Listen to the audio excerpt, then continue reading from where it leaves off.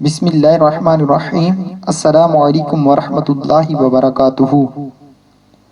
پچھلی ویڈیوز میں ہم نے ایمانیات کے بارے میں پڑھا تھا۔ اس ویڈیوز میں ہم عبادات کے بارے میں پڑھیں گے۔ عبادات میں وضو، نماز، قرآن پاک پڑھنے سے پہلے کیا کیا نیتیں کرنی چاہیے۔ تو چلیں شروع کرتے ہیں۔ سب سے پہلے عبادات۔ وضو کے کتنے اور کون کون سے فرائض ہیں؟ وضو کے 4 فرائض ہیں اور وہ یہ ہیں: لفظ اللہ کے 4 حروف کی نسبت سے وضو کے 4 فرائض۔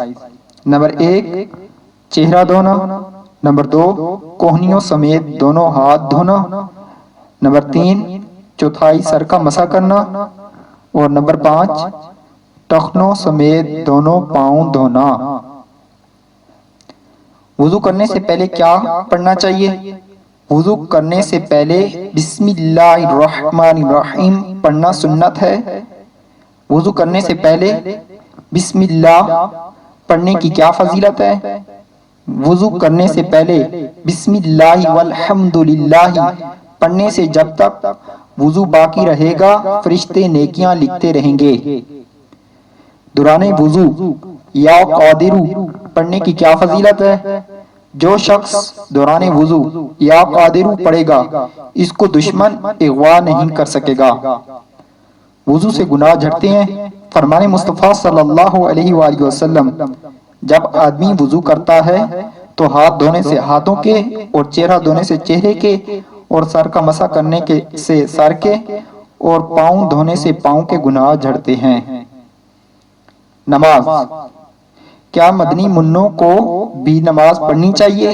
جی ہاں، مدنی منوں کو بھی نماز پڑھنی چاہیے۔ نماز کی کتنی شرائط ہیں؟ نماز کی 6 شرائط ہیں۔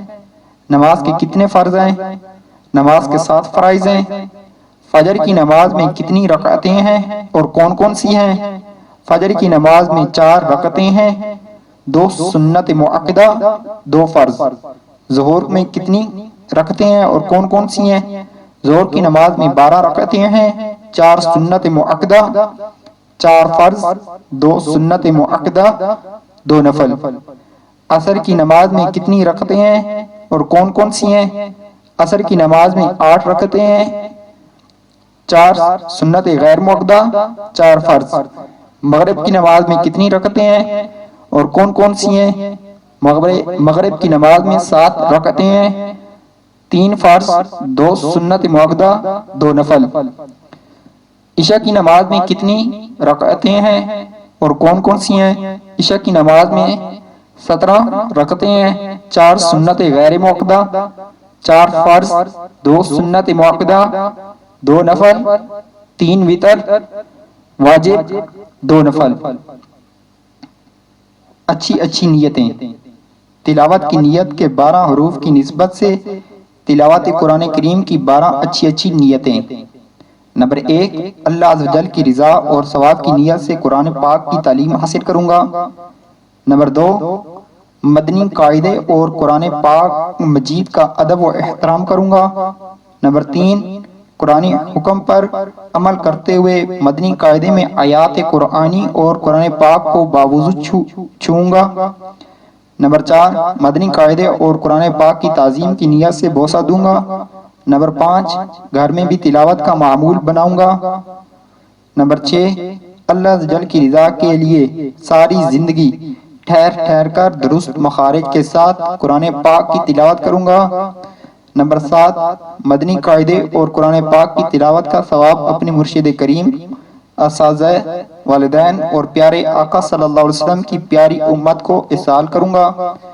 نمبر 8 قرآن کریم کے احکام پر عمل کروں گا۔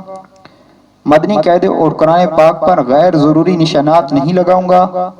نمبر 10 مدنی قاعدے اور قرآن پاک کو شہید ہونے سے بچاؤں گا۔ نمبر 11 مدنی قاعدے اور قرآن پاک کو دھول مٹی سے بچانے کے لیے جزدان میں رکھوں گا۔ نمبر 12 نگاہیں نیچی رکھنے والی سنت پر عمل کرتے ہوئے دوران تلاوت ادھر ادھر دیکھنے سے بچوں گا انشاءاللہ عز و جل۔ حصول علم سے گناہ جھڑتے ہیں۔ فرمان مصطفیٰ صلی اللہ علیہ وآلہ وسلم: جو بندہ علم کی جستجو میں جوتے یا موزے یا کپڑے پہنتا ہے، اپنے گھر کی چوکھٹ سے نکلتے ہی اس کے گناہ معاف کر دیے جاتے ہیں۔